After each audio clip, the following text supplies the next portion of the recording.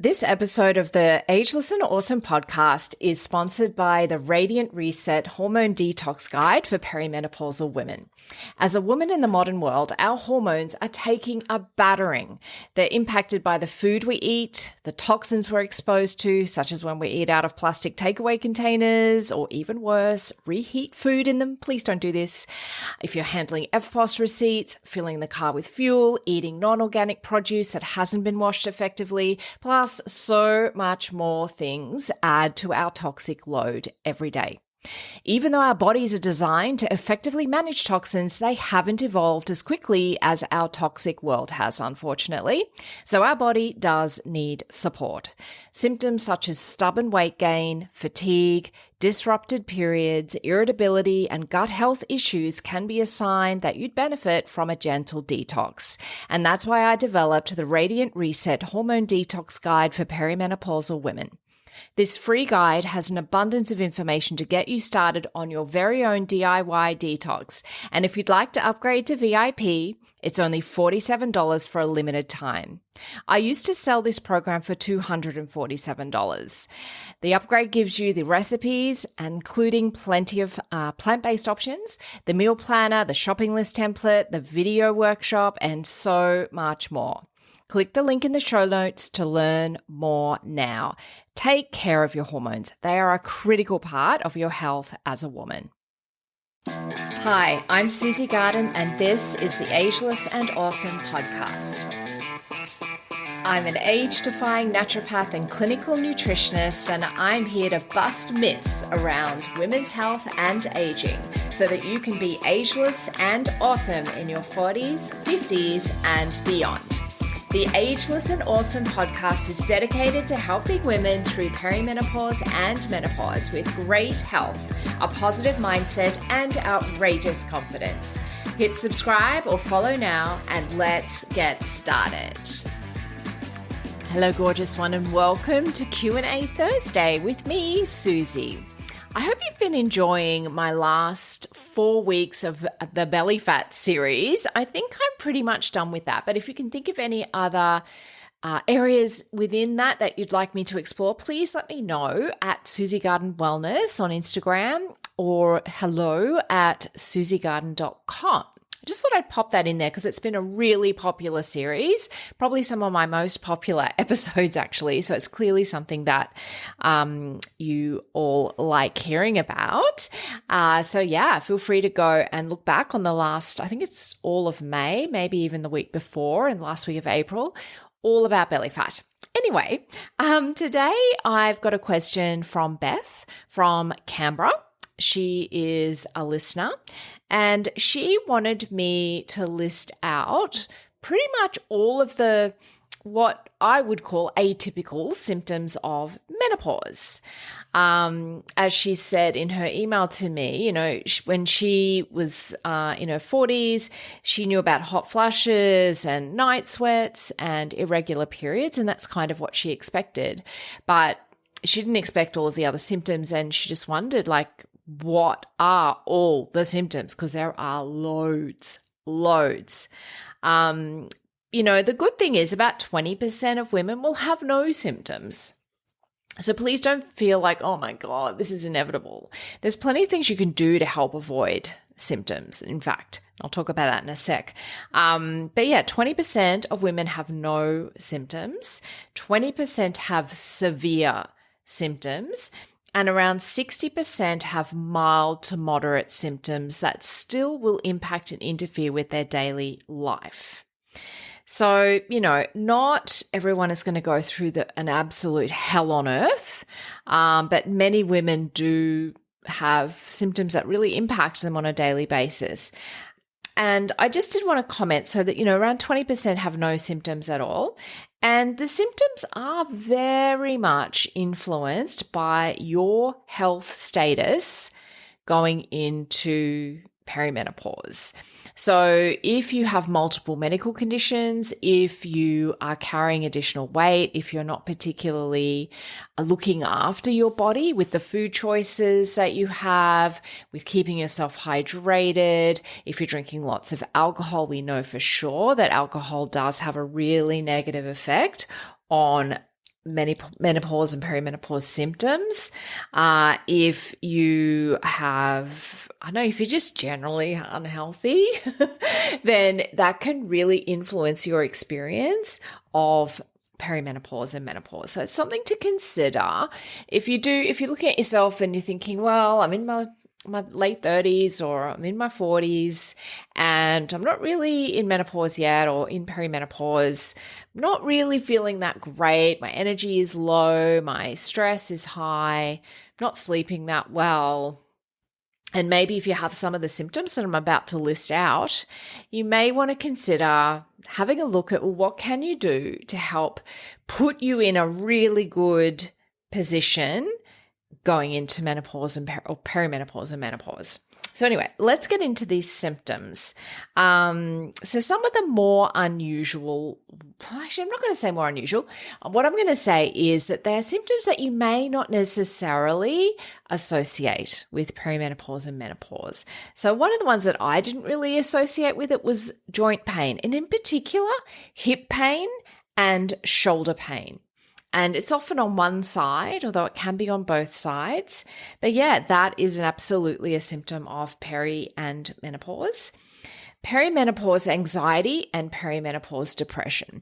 Now, I have seen some debate in the media, and generally this is coming, and I'm going to sound, I don't know, anti-men. I'm not anti-men, but generally these sorts of questioning of whether anxiety and depression are just normal anxiety and depression or whether they are influenced by or caused by perimenopause or menopause. Generally, it's men that will be questioning this. Women who are experiencing this are not questioning it.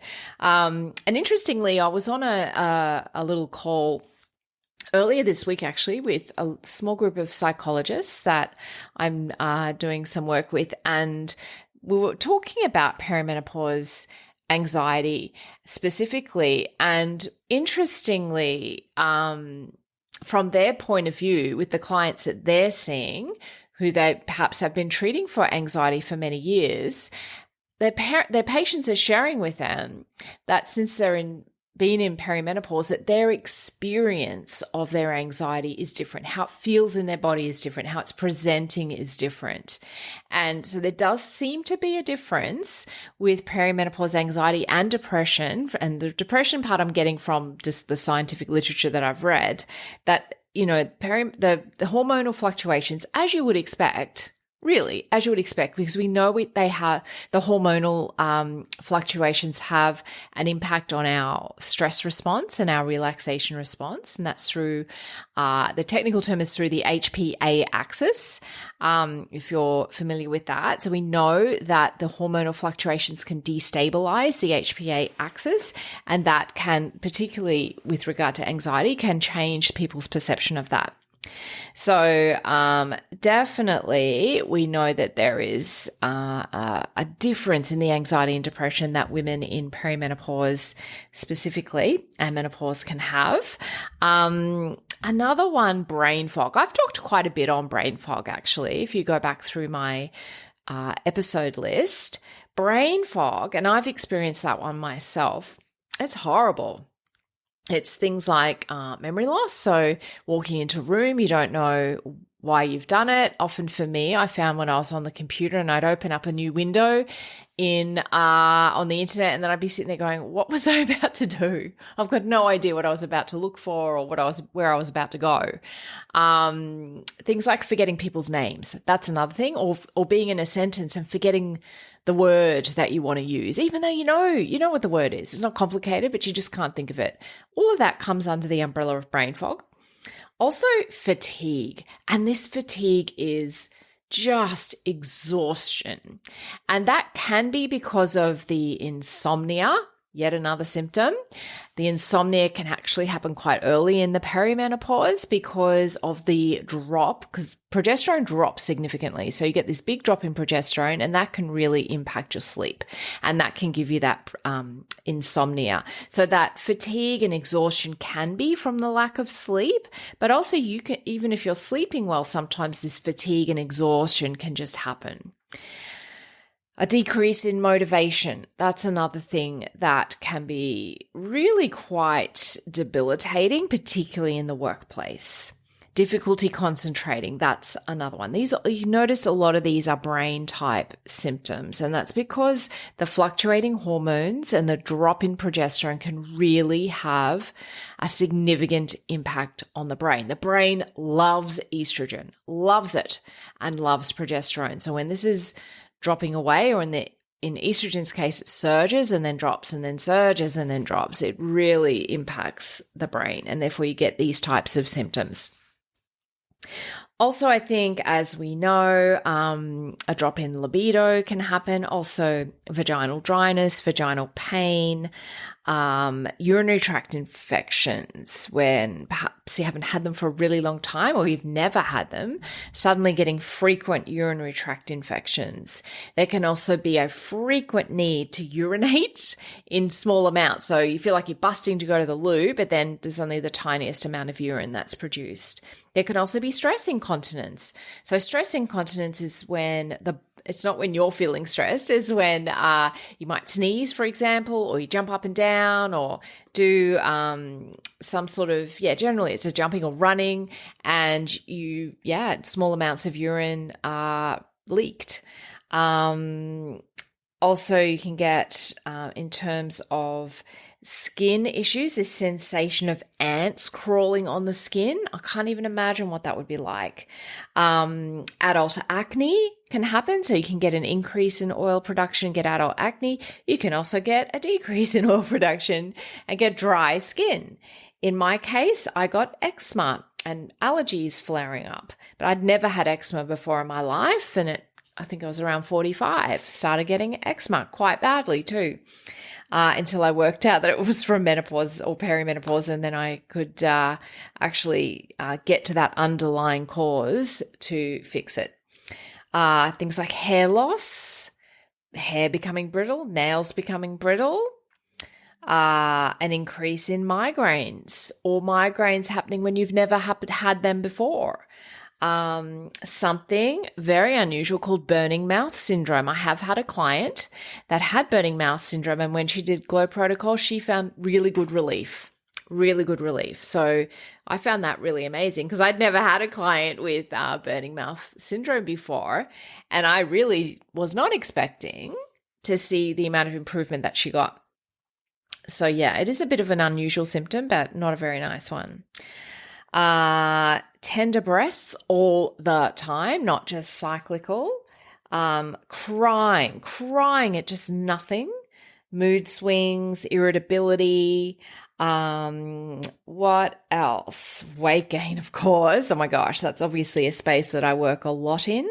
But weight gain is obviously something I hear this coming out of women's mouths almost every pre-screening call that I do, is that, they're doing all the same things, they're eating the same things, they're doing the same exercise, all of that they've done for years and never had weight gain, and now they're gaining weight. So definitely a thing. Irregular heartbeat, that can definitely be related to perimenopause or menopause. Dry eyes. Now, there's a real theme here with this dryness: dry eyes, dry skin, dry hair, dry nails, and that's the loss of estrogen can really lead to this dryness. And even just with things like eczema, like I experienced, it's just the skin's just not holding the moisture. And so that it gets very, very dry and can get very itchy, and just then you're more susceptible, I guess, to the allergens that are around. So that, I'm just thinking now, is there anything else I want to mention? Beth, oh my gosh, you really led me down a rabbit hole. There's so many symptoms, and I see pretty much all of these. I'm just looking down my list that I wrote. All of these I see. Now, I'm pretty sure there are more symptoms. I just haven't popped them in my list. Sorry, I'm having a little bit of a yawn. It's late in the day. Sorry about that. I should cut that out, but I'm not going to. I am a human.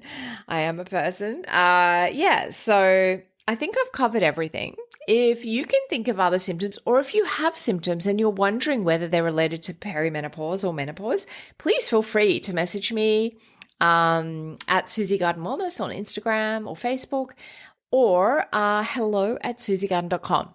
I hope this has been an interesting episode for you, and you may be thinking, gosh, I've got some of these symptoms. I didn't even think it could be perimenopause. And that was the reason I thought I would do this particular topic. And thanks to Beth for bringing it to my attention. I think that's an awesome topic. So I'll be back next Tuesday with a fresh pod for you. Enjoy the rest of your week. Have a great weekend. And I'll see you on Tuesday.